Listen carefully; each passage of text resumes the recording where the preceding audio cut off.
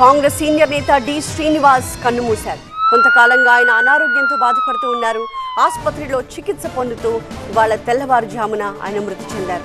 1948 September 27న నిజామాబాద్లో D Srinivas జన్మించారు. ఉమ్మడి ఏపీలో మంత్రిగా కూడా పనిచేశారు ధర్మపురి శ్రీనివాస్. 1998లో పిసిసి అధ్యక్షుడిగా బాధ్యతలు చేపట్టారు డిఎస్. కాంగ్రెస్ సీనియర్ నేత డిఎస్ కన్నుమూశారు. కొంతకాలంగా అనారోగ్యంతో బాధపడుతున్న ఆయన ఈరోజు తెల్లవారుజామున ఆసుపత్రిలో చికిత్స పొందుతూ మృతి చెందారు. గుండెపోటుతో ఆయన చనిపోయినట్టు కుటుంబ సభ్యులు తెలిపారు. ఉమ్మడి ఆంధ్రప్రదేశ్లో మంత్రిగా, రాజ్యసభ సభ్యుడిగా పనిచేశారు డిఎస్. 1998లో పిసిసి అధ్యక్షుడిగా బాధ్యతలు చేపట్టారు డిఎస్. 1948 సెప్టెంబర్ 27న నిజామాబాద్లో జన్మించారు ధర్మపురి శ్రీనివాస్. నిజాం కాలేజ్లో ఆయన చదువుకున్నారు. ఎన్ఎస్యుఐ యువజన కాంగ్రెస్లో యాక్టివ్గా పనిచేశారు. 1989, 99, 2004లో నిజామాబాద్ నుంచి శాసనసభ్యుడిగా గెలిచారు డిఎస్. 1989 నుంచి 94 వరకు గ్రామీణాభివృద్ధి, ఐఎన్పిఆర్ శాఖల మంత్రిగా, 2004 నుంచి 2008 వరకు ఉన్నత విద్య, అర్బన్ ల్యాండ్ సీలింగ్ శాఖల మినిస్టర్గా బాధ్యతలు నిర్వర్తించారు.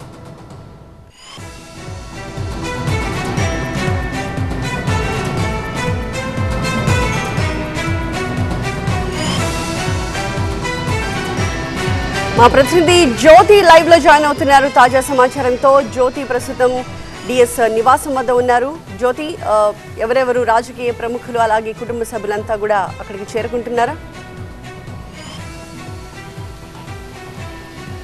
ఉమ్మడి ఆంధ్రప్రదేశ్ మాజీ మంత్రిగా, పిసిసి అధ్యక్షుడిగా పనిచేసినటువంటి ధర్మపురి శ్రీనివాస్ తుదిశ్వాసను విడిచారు. ఈరోజు తెల్లవారుజామున 3 గంటల ప్రాంతంలో సిటీ న్యూరో హాస్పిటల్లో ఆయన చికిత్స పొందుతూ తుదిశ్వాసను విడిచినట్టుగా కూడా ఒకవైపు వైద్యులు, కుటుంబ సభ్యులు కూడా వివరాలను వెల్లడించారు. ప్రస్తుతం మనం ఎమ్మెల్యే కాలనీలో ఉన్నటువంటి ధర్మపురి అరవింద్ నివాసం వద్ద ఉన్నాము. మరికొద్దిసేపట్లో సిటీ న్యూరో హాస్పిటల్ నుంచి ఇక్కడికి ధర్మపురి శ్రీనివాస్ పార్థివ దేహాన్ని తీసుకొచ్చేటటువంటి అవకాశం కనిపిస్తోంది.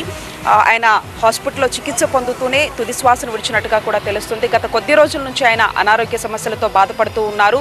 దాదాపు ఒక చివరి వరకు వెళ్ళి ఇప్పుడు రీసెంట్గా అంటే ఈరోజు హెల్త్ కూడా మంచిగా లేదు అనేసరికి మళ్ళీ హాస్పిటల్లో జాయిన్ చేయించడం, ఆ తర్వాత గుండెపోటుతో ఆయన మృతి చెందినట్లుగా కూడా చెప్తూ ఉన్నారు. ఈ నేపథ్యంలో పలువురు సినీ రాజకీయ నాయకులకు సంబంధించి కూడా ఆయనకి నివాళి అర్పిస్తూ ఉన్నారు. ప్రధానంగా ధర్మపురి అరవింద్ కూడా ఒక ఎమోషనల్ ట్వీట్ను కూడా చేశారు. అన్నా అంటే నేనున్నా అని, ఏ ఆపదలో అయినా ఆదుకునే శ్రీనన్న ఇక లేరు. I will miss you daddy.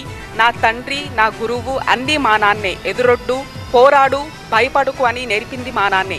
ప్రజలను ప్రేమించు, ప్రజల కొరకే జీవించు అని చెప్పింది మా నాన్నే. నాన్న, నువ్వు ఎప్పటికీ నాతోనే ఉంటావు, ఎప్పటికీ నాలోనే ఉంటావు అంటూ కూడా ధర్మపురి అరవింద్ ట్వీట్ను కూడా చేశారు. అంటే ఒకవైపు అటు రాజకీయంగా ఎన్నో అటు మంత్రిగా చేశారు, 2 సార్లు పిసిసి అధ్యక్షుడిగా కూడా చేశారు, ఎంపీగా కూడా చేశారు. ఈ నేపథ్యంలో ఎంతో అనుబంధం ఉంది అటు ప్రజలతో కావచ్చు. ఈ విధంగా అది గుర్తు చేసుకుంటూనే ఒకవైపు కుటుంబ సభ్యులు కూడా కన్నీరు మున్నీరుగా విలిపిస్తున్నటువంటి పరిస్థితి. అటువైపు రాజకీయ నాయకులు కూడా ఎవరైతే ఉన్నారో వాళ్ళు ఇప్పటికీ కిషన్ రెడ్డి కూడా ట్వీట్ని చేశారు. కుటుంబ సభ్యులకు ప్రగాఢ సానుభూతిని కూడా తెలియజేస్తూ ఉన్నారు. మరొక వైపు ఆయనకు తుది నివాళులు కూడా అర్పిస్తున్నారు. మరికొద్దిసేపట్లోనే సిటీ న్యూరో హాస్పిటల్ నుంచి తన ఇక్కడ నివాసానికి పార్థివ దేహాన్ని తీసుకొచ్చేటటువంటి పరిస్థితులు కనిపిస్తూ ఉన్నాయి. అంతేకాకుండా మరొక వైపు ధర్మపురి సంజయ్ గతంలో నిజామాబాద్ మేయర్గా కూడా అతను పనిచేశారు. మొత్తం కూడా రాజకీయంగా కూడా ఎంతో నాలెడ్జ్ ఉన్నటువంటి పర్సన్ అని చెప్పుకోవచ్చు. ఎన్నో రకాలుగా తనకంటూ కొన్ని సేవా కార్యక్రమాలు చేసినటువంటి పరిస్థితి. ఆపదలు ఉంటే శ్రీనన్న అని పిలవగానే వచ్చేటటువంటి వ్యక్తి అంటూ కూడా చెప్తున్నటువంటి పరిస్థితి. ఈ రకంగా ఎన్నో సేవా కార్యక్రమాలను గుర్తు చేసుకుంటూ అటు సినీ రాజకీయ నాయకులు ఎవరైతే ఉంటారో వాళ్ళు పూర్తి స్థాయిలో కూడా ఇక లేరు అన్న విషయాన్ని తెలుసుకొని అటువైపు అరవింద్కి కానీ లేదంటే సంజయ్ కానీ కాల్ చేసి ఈ విషయాలు కనుక్కుంటూ ఉన్నారు, నివాళులు అర్పిస్తూ ఉన్నారు. మరికొద్దిసేపట్లోనే ఎమ్మెల్యే కాలనీలో ఉన్నటువంటి ధర్మపురి అరవింద్ నివాసానికి తన తండ్రి పార్థివ దేహాన్ని ఇక్కడికి తీసుకొచ్చేటువంటి పరిస్థితులు కనిపిస్తూ ఉన్నాయి. Right, thank you Jyothi. So city neuro centre నుంచి మరి కాసేపట్లోనే డి శ్రీనివాస్ పార్థివ దేహాన్ని ఆయన నివాసానికి తరలిస్తారు.